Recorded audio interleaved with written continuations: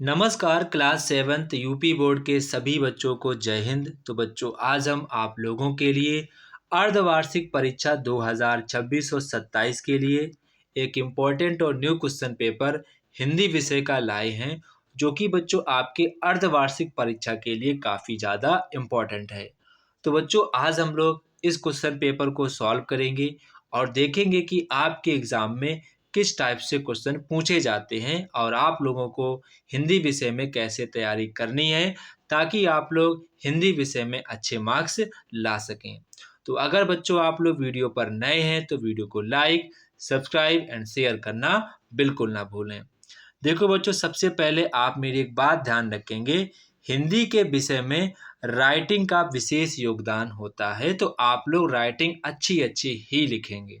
ठीक है, अपने आप में ये कोशिश करना है कि हमें हिंदी के पेपर में राइटिंग अच्छी ही लिखनी है, क्योंकि हिंदी के पेपर में राइटिंग के भी मार्क्स दिए जाते हैं। तो बच्चों यहाँ पर आपका जो पहला क्वेश्चन है, निम्नलिखित गद्यांश को पढ़कर दिए गए प्रश्नों के आपको उत्तर देने हैं। तो यहाँ पर बच्चों आपको एक छोटा सा गद्यांश दिया गया है।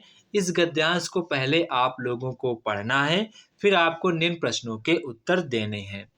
तो बच्चों आप सभी लोग वीडियो को पॉज करेंगे और ईमानदारी के साथ आप सभी लोग इस गद्यांश को पढ़ेंगे, ताकि जो आप गद्यांश को पढ़ें तो आपके मन में एक समझ पैदा हो और आप उसके अकॉर्डिंग क्वेश्चन का आंसर लिख सकें। तो बच्चों यहाँ पर आपका जो पहला क्वेश्चन है, यह गद्यांश किस पाठ से लिया गया है। तो बच्चों एक बात ध्यान रखेंगे, जो टीचर आपकी कॉपी चेक करेगा वो इस क्वेश्चन का आंसर 100% मैच करेगा। तो आपको एग्जाम में वो चीज़ें कभी भी गलत नहीं लिखनी है जिनके आंसर एकदम से सर्टेन होते हैं। जैसे इसके पार्ट का नाम है, निश्चित रहेगा एक ही पार्ट का नाम होगा, उसका आंसर बिल्कुल यही है कि इसका आंसर यही होगा। तो ये चीज़ें आपको गलत नहीं होने देनी है। ठीक है, अगला आपका क्वेश्चन है, गुरुजी गुरुजी से किसने आग्रह किया था। तो मतलब ध्यान रखना, गुरुजी से किसने आग्रह किया था। तो गुरुजी से एक किसान ने अपने घर चलने के लिए आग्रह किया था। आप इसे पैसेज को पढ़ेंगे, फिर यहाँ पर आपको समझ में आ जाएगा। गुरुजी वहाँ क्यों नहीं जाना चाहते थे। तो गुरुजी वहाँ पर क्यों नहीं जाना चाहते थे। गुरुजी वहाँ ना जाने के लिए नहीं, बल्कि उनके साथ आए अन्य कार्यकर्ता वहाँ नहीं जाना चाहते थे, क्योंकि आगामी कार्यक्रम में विलंब हो रहा था। गुरुजी ने किसान का आग्रह अस्वीकार कर दिया था। ठीक है, तो ये यहाँ पर आपको ध्यान रखना है। इसके बाद, किसान क्यों गदगद हो गया था। किसान क्यों गदगद हो गया था, क्योंकि किसान इसलिए गदगद हो गया था क्योंकि गुरुजी ने उसके टूटे फूटे घर में स्वयं पधारे और उसके आग्रह को भी स्वीकार बाद में कर लिया था।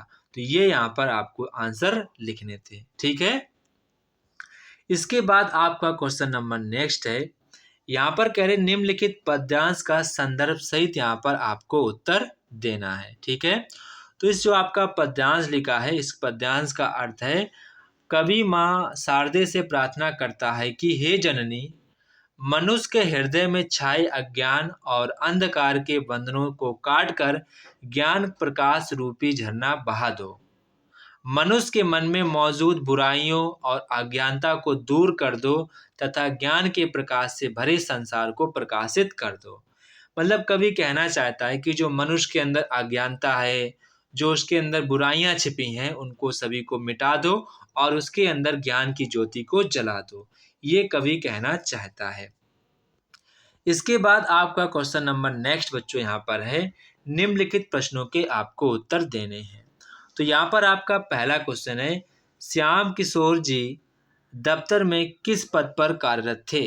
तो जो श्याम किशोर जी थे दफ्तर में बड़े बाबू के पद पर कार्यरत थे। तो ये आपको चीज ध्यान रखनी है। मोटर की डिबरी में क्या खराबी आई थी। तो मोटर की डिबरी में तेल समाप्त हो गया था, जिसके कारण वह ठीक से चल नहीं पा रही थी। तो ये यहाँ पर आपको जो वो मतलब जल नहीं पा रही थी, तो आपको ध्यान रखना है। पोंगल को हार्वेस्ट महोत्सव क्यों कहा जाता है।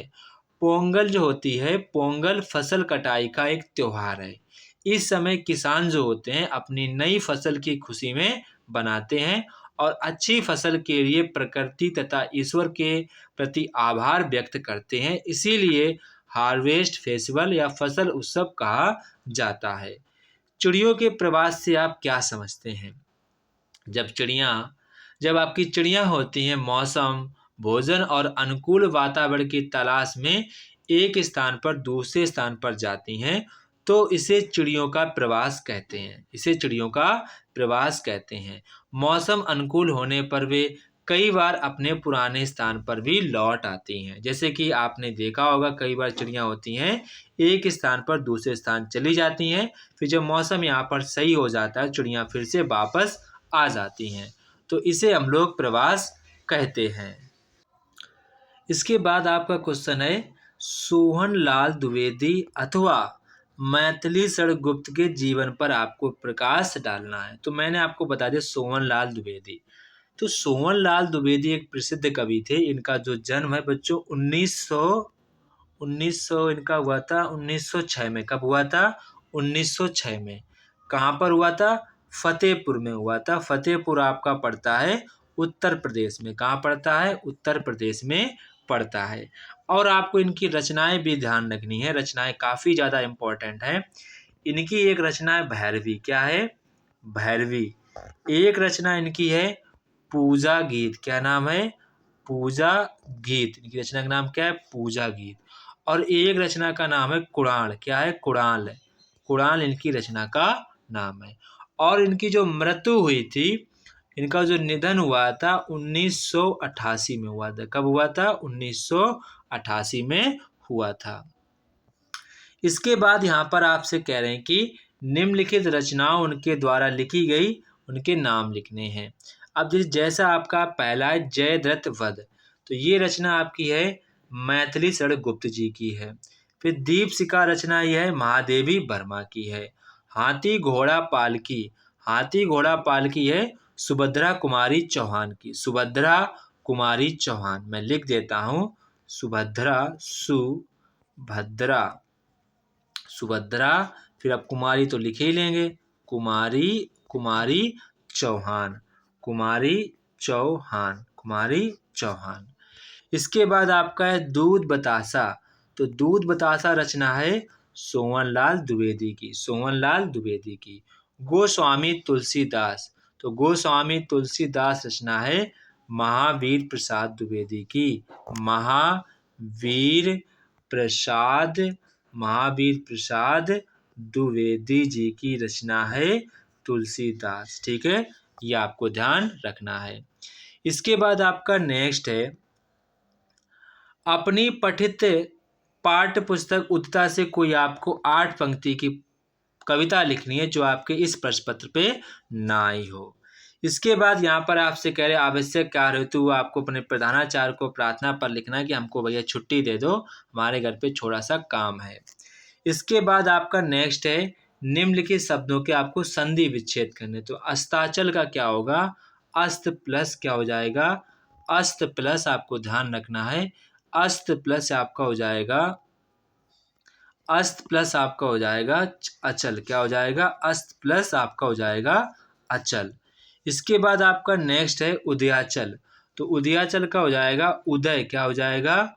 उदय धन आपका हो जाएगा अचल। क्या हो जाएगा? अचल आपका हो जाएगा।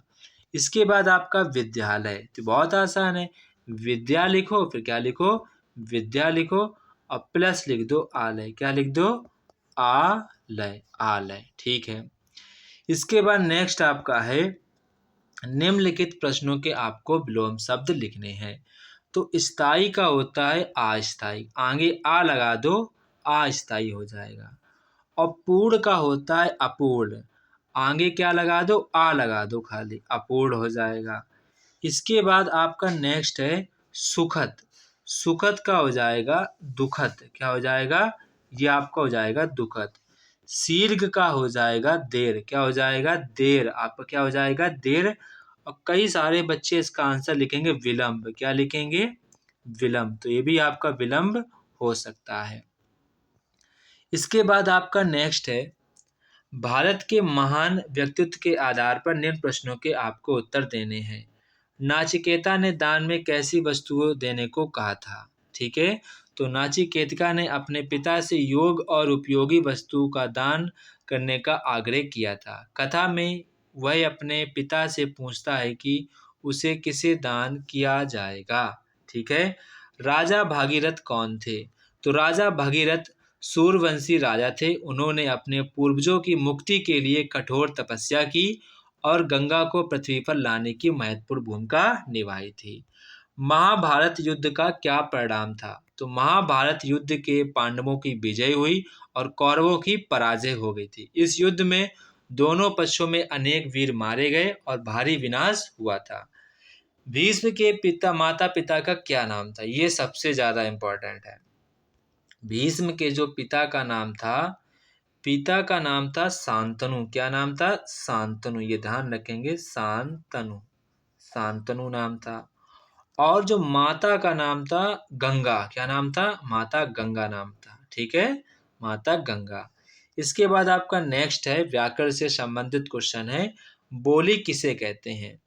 तो बोली किसे कहते हैं? किसी भाषा का वह स्थानीय रूप जिसे किसी विशेष विशेष क्षेत्र के लोग बोलचाल में प्रयोग करते हैं, उसे हम लोग बोली कहते हैं।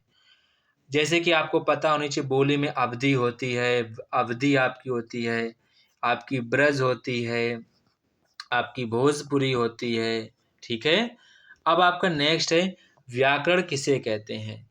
भाषा को शुद्ध रूप से बोलने, पढ़ने या लिखने के नियमों का ज्ञान कराने वाले शास्त्र को व्याकरण कहते हैं। दीर्घ स्वर किसे कहते हैं? जिन स्वरों के उच्चारण में हर्ष स्वर से लगभग दोगुना का समय लगता है, उसे दीर्घ स्वर कहते हैं। जैसे आपका बड़ा आ है, जैसे आपका छोटी ई है, बड़ू ऊ है, ए है, ऐ है, ओ है, औ है, या आपके सभी के सभी आपके दीर्घ स्वर हैं। इसके बाद सार्थक शब्द किसे कहते हैं? तो जिस शब्द का कोई निश्चित अर्थ होता है उसे हम सार्थक शब्द कहते हैं। जिस शब्द का कोई निश्चित अर्थ होता है उसे हम सार्थक शब्द कहते हैं। जैसे कि आपको पता होना चाहिए, घर है, विद्यालय है, घर है, विद्यालय है। इसके बाद आपका पुस्तक है, नदी है, लड़का है, ठीक है, पेन है, पेंसिल है, ये सभी के सभी आपके सार्थक शब्द हैं। ठीक है, इसके बाद आपका नेक्स्ट कह रहा है कि किसी एक विषय पर आपको निबंध लिखना है। प्रिय शिक्षक है, विद्यालय है, होली है। तो बच्चों जब भी आप निबंध लिखें तो बच्चों आप ध्यान रखना, अभी आप लोग छोटे हैं तो आप कोशिश ये करना कि हेडिंग डाल के लिखना। ठीक है, हेडिंग डाल के लिखने का कोशिश करना है। आप घर पे एक बार रफ कॉपी पे हेडिंग डालकर लिखने का प्रयास करेंगे। तो बच्चों आप सभी लोग मुझे कमेंट बॉक्स में कमेंट करके बताएंगे कि नेक्स्ट आपको पेपर किस सब्जेक्ट पर चाहिए। आप लोग मुझे कमेंट करके बताएंगे। तब तक कि आप सभी बच्चों को जय हिंद।